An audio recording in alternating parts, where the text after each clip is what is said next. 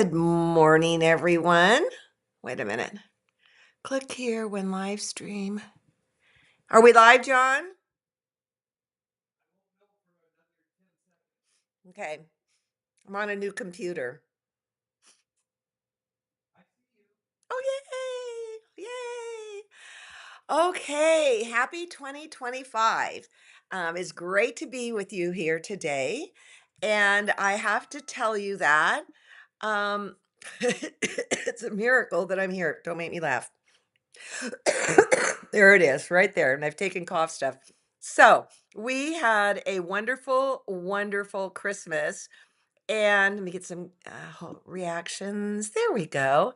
And I'm just crawling up out under a rock today. All right. So I have to show you some fun things I have.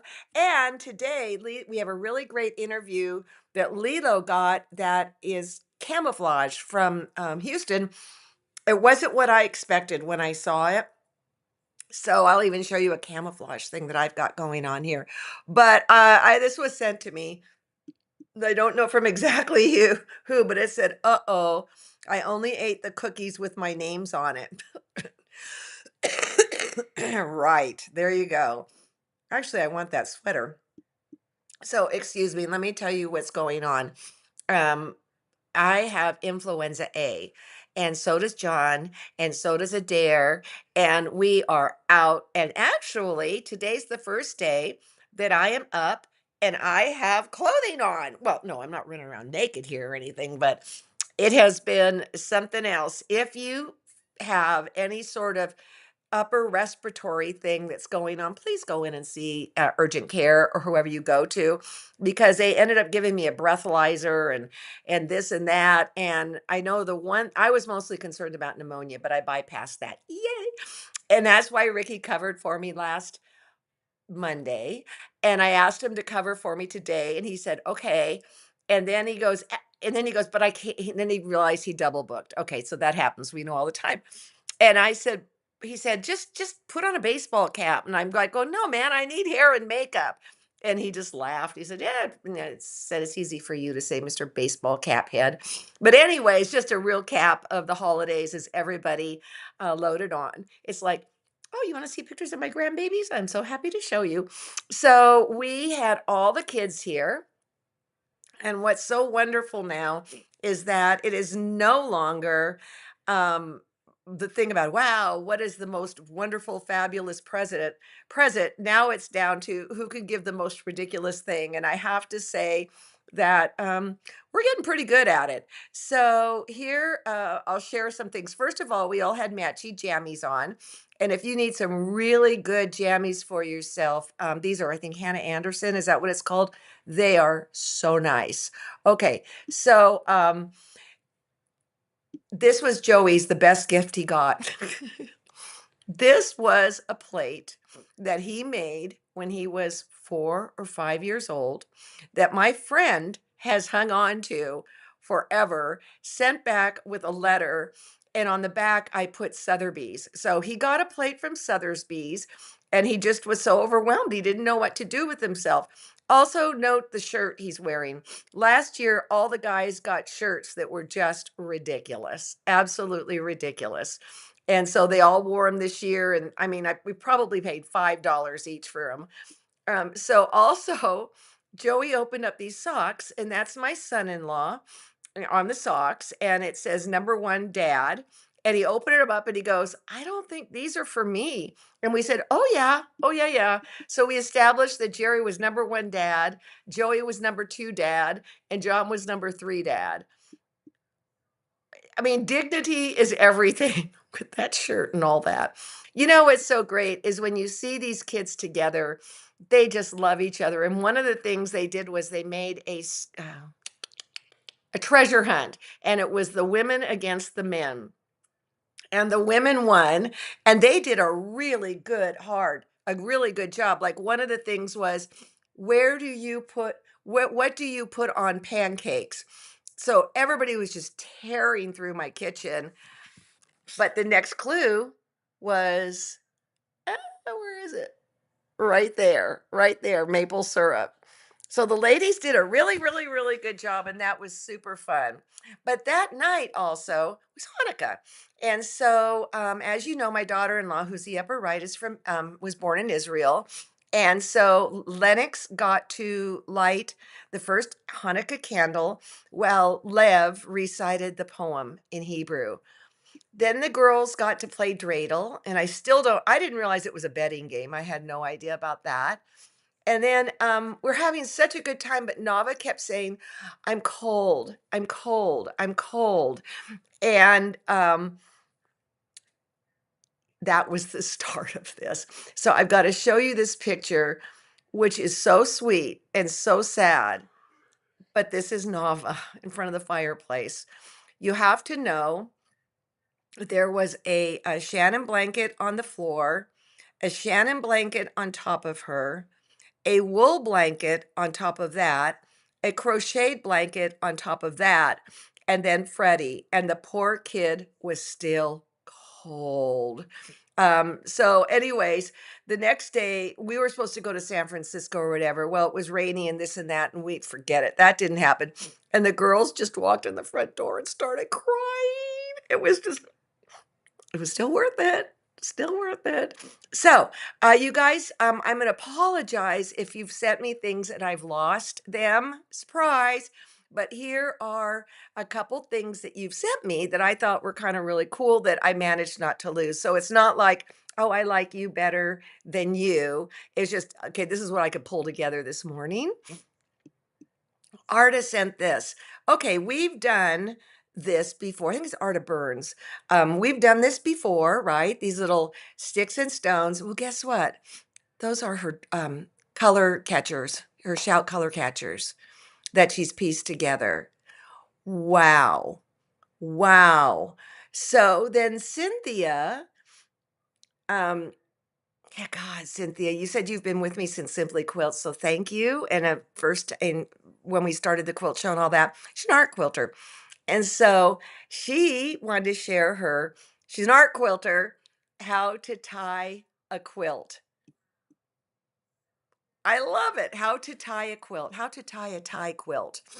So I think that's super duper fun. It's a miracle I didn't lose this. But see, what I like about all of us here so much is that we all we all come at this sport from different angles. And now, through the medium of this, we can share and learn and grow each other. Right now, I'm trying to decide what to do next. It's the first time in my sewing room since before Christmas. But Joe Cunningham gave me this beautiful, beautiful wool. I mean, it's gorgeous. And I've had it on the roll. I do not want to cut into it. This is the width of it, which makes me wonder if it isn't Japanese. Maybe it's linen.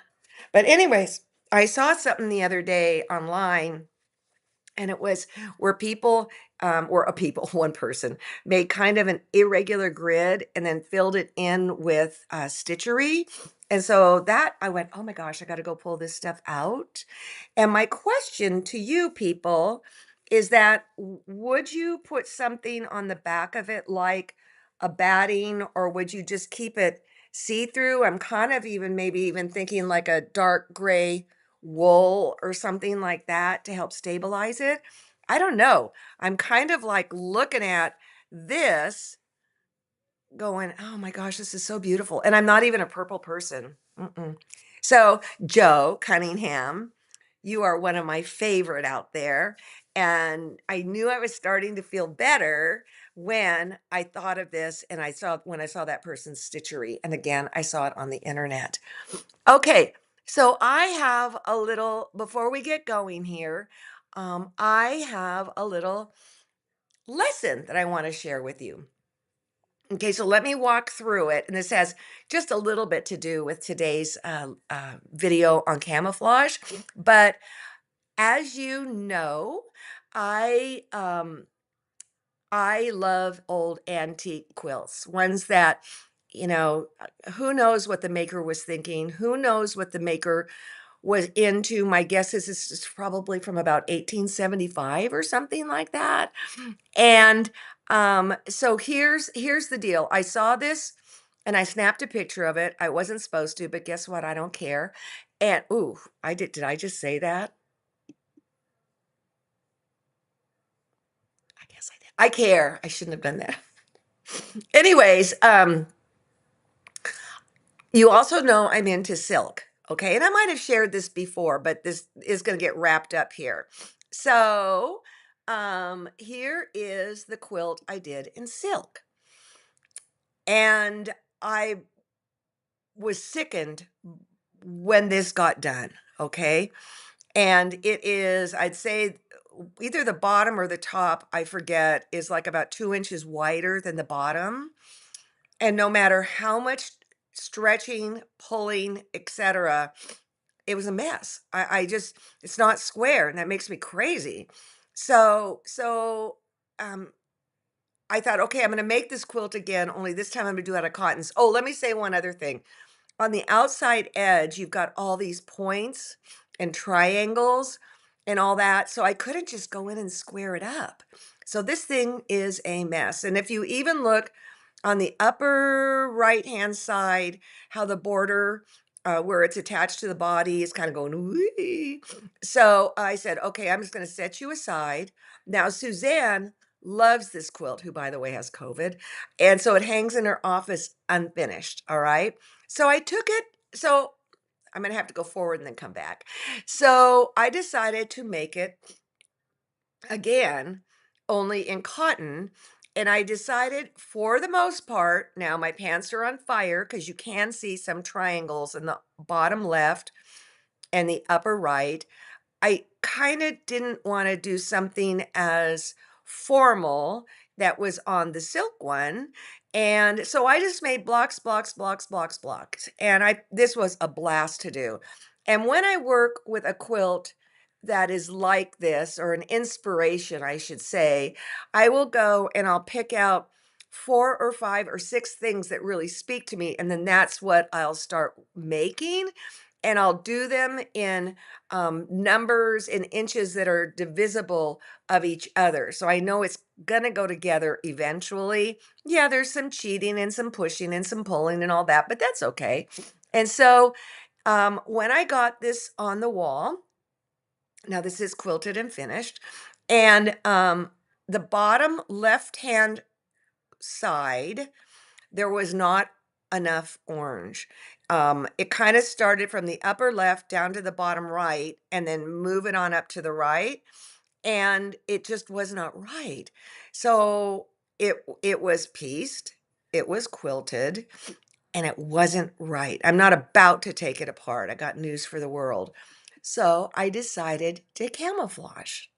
What I did was I knew it needed more orange, and so I went and appliqued on, finished applique on, and put some orange on. For sure, it's the upper left hand. You can see it's there because it's not perfect at the corners, and maybe even the middle one. But that way I could camouflage the mistakes and make it so it was a more balanced piece. All right. So this last round with taping, we did a thing on blocking quilts because it's something, oh, I block a quilt, I block a quilt, I block a quilt. And what if you don't know how to block a quilt? Now, what was interesting is, like always in taping, I've got to come up with 2 segments, and so does Ricky. And I came up with this, and all of a sudden I realized how I block a quilt is not how he blocks a quilt. And so we decided, he goes, I don't want to like steal from you. And I said, no, more information's better. So he showed how he blocks a quilt. I would never have done it that way. And then I show how I block a quilt. And it was really quite interesting. Well, I brought this one just because it was such a mess. And he said, we didn't do this one on air, okay? He said, do you mind if I take it home with me and fiddle with it? And I said, no, because as far as I'm concerned, it's ruined anyways, all right? So a couple mornings ago, he calls and he wakes me up, and the first thing I do is he goes, well, there it is. And I go, there it is. And he and Hugo were working on it. And what I was trying to do was to pull it this way and this way, and he and Hugo started pulling it diagonal like this, and they could whip it into shape a little bit better. What I realized was not only was my piecing not swell, okay, who cares? But the diagonal quilting might have just added to the whole thing. So then the other thing is he said, look, this is a fun, funky, beautiful piece that hangs flat. He said, what I would suggest to do right now, you're looking at it, okay, in this position. He said, turn it upside down. Okay. So we're going to turn it upside down, you guys. He said, is there a top and a bottom? And I said, no. And so the bottom is now on the top, and you can see that's fairly straight. And he said, and then just let the chips fall. Now, this is interesting because Sujata Shah is a really good friend of mine, and her stuff is always wonky just by the nature of how it's made. And she celebrates it. She doesn't get all hinked up over it. So that was a big lesson for me. I'm going to get it back when we're taping in March, and then I'm going to bind it. So it's interesting how we all approach the sport differently and how we can all learn from each other.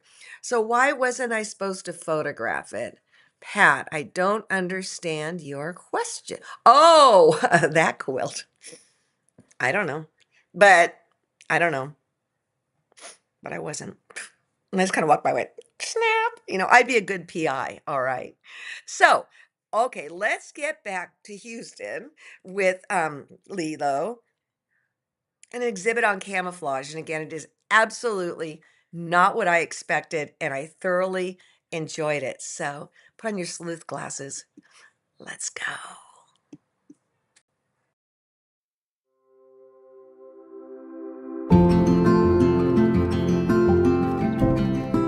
We're at the SAQA booth and we're looking at the exhibition with Dr. Candice Phelan, and this is about camouflage.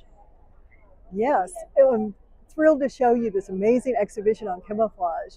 You may think of camouflage first as in nature, such as animals hidden and not visible to predators. But I was amazed at the different kinds of camouflage our artist members proposed in this exhibition, juried by Lorraine Roy, things I had never thought about. So in this piece by Sarah Sharp from Austin, Texas, called His Leafy Refuge, and we know this is a male anole lizard because of the red coloration in his dewlap. And so he's signaling to all the females, hey, I'm right. Here, look how great I look. Look how colorful I am. And Sarah would have missed this shot that she used as an inspiration for the quilt, the art quilt, if he was the normal green that you would expect. Yeah, absolutely. And he's gorgeous because he's done with lots of thread painting, which also really enhances thread and fabric. Yes. Yes. Well, let's look at the next one. And this is one of my favorites. This is great. This is by Tracy Lako from Toronto, Ontario, Canada, and it's called Threatened. And of course, we recognize this as a monarch butterfly caterpillar, and it looks to us as black, white, and yellow. But some of the hidden message in this is that when artists mix pigments for paints, they mix black and yellow to get green. That I did not know. Yeah. And I thought that was a really interesting fact. Right. So who knows what the predators are seeing? Are they seeing black and white and yellow, or are they seeing green and not seeing the caterpillar at all? Yes. And I love having them in the backyard. They're just so much fun to watch. They start out very small, and overnight it seems they just double in size, with all the things that they're nibbling away at. Yes, absolutely. A butterfly garden, yes. Yes. So let's look at this other one, another form of camouflage. Now let's look at this, which I think is lovely, these little flounders. Actually, they look like flounders with one eye, but they are actually zooplankton that occupy the first 200 meters of the ocean. And they camouflage in two ways, in groups, so that each individual is not identifiable by a predator, but also by bioluminescence. So they can't be seen as what they are, as food for whales and other animals. So this is done to show by Lindsay Olson of Illinois, this is done to show another way that animals camouflage. Yes. And so, wow. Yeah, and really, really makes, and then with the little sequins floating around, it really showcases that iridescence, because the little sequins are iridescent as well. Yes, and they share that top 200 meters of the ocean with all sorts of plankton and other animals. Yeah. So tell us a little bit before we move on about SAQA. Yeah, Studio Art Quilt Associates is an organization to promote the art quilt. We have an amazing group of members, of artist members, of gallerists, people who have galleries, people who collect art quilts, and then people who are interested in taking the next step in art and quilt design and produce original artwork as well. And it's a global organization. We have about over 4,000 members. Right, in 34 countries. Yes. So there's a lot of things that we do that are virtual. So you can meet friends and connect with people, other artists, in meetings and group activities through Zoom, which is amazing, which we would never have thought of about 10 years ago. Right, and our members are so amazingly sharing. They share their knowledge, they share their challenges, and who knows how to fix this issue. And so it's a wonderful community. It changed my art and it changed my life. Oh, that is great. Yeah. Well, let's go look at some other forms of camouflage. That sounds great. Okay, now we're talking about a different kind of camouflage, in the sense of that it is about community. It's about the global camouflage that can affect the global world that we live in. Right. And this beautiful piece is by Luanna Rubin from Boulder, Colorado, and it represents a species of butterfly that is endangered. It only has a small ecoclimate, and it comes out just for 6 days a year, emerges. So any climate change can affect whether it is able to come out or not, because yes, conditions have to be exactly right. Right, and whether it will survive in a different climate. And it's a pollinator. And so this represents all of the pollinators in the world that help us produce the food source for the entire globe. Absolutely. So, well, it's a gorgeous quilt. It's really, really beautiful. And this piece is very well camouflaged, because from one perspective, you see one thing, and when you step back about, what did you say was the best amount of, about 20 feet away, you see something totally different. Yes, and what you see is really an amazing way to think of camouflage. Yes. So the quilt we just saw was about global camouflage. This is more about community camouflage. And in this quilt, the artist Lina Mizoros depicts, she's from France, and she depicts a child lost in the rubble of a decaying city and community. And that child has to go through the rubbish to even find enough food to survive. But then what you see when you step back is the conscience of the community, and who's looking out for each of our communities and making sure that they're healthy and thriving. Right, and can go forward. Yes, and so that's another kind of community camouflage. Yes, well, it's definitely a really resourceful and interesting way to use materials to present two different visions based on where you're standing. Absolutely. Yeah. Wonderful. All right, let's go look at another piece. Yeah. And so this one is about personal camouflage. Absolutely. And how we, as humans, often don't present everything about ourselves to the rest of the world. Right. And this exciting piece is by Caryl, Bryer, Fallert-Gentry, who lives in Washington State in the U.S., and it's called Personal Transparency. Yeah. And the question is, when and if should we reveal our innermost thoughts and emotions? And when is it safer, perhaps, like a group of animals together, to just blend in and be part of the community? So it's like, when does the mask come up, and when is it safe to put the mask down? So it's a very deep, thought-provoking piece. Yes. And it's amazing that just another example of how, when you think of camouflage, there's a whole world of camouflage to consider. Absolutely, absolutely. So it's a really beautiful exhibition to look at, and then there's a lot of things that really make you stop and think.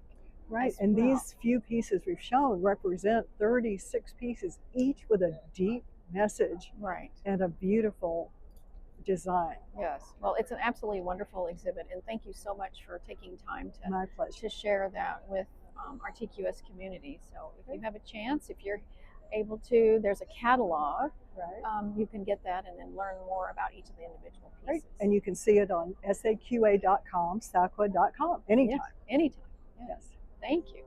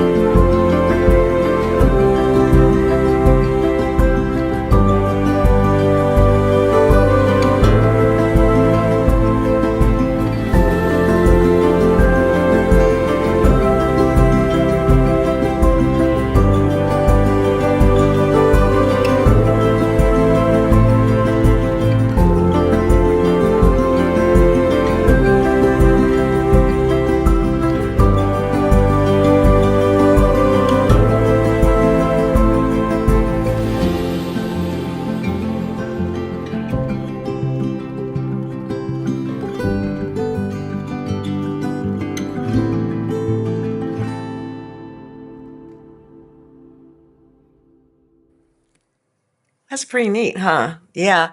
I want to say a little thing about SAQA, a little thing, because you know, I can remember some 30 years ago, I was with Yvonne Porcella, who was the founding mother of SAQA.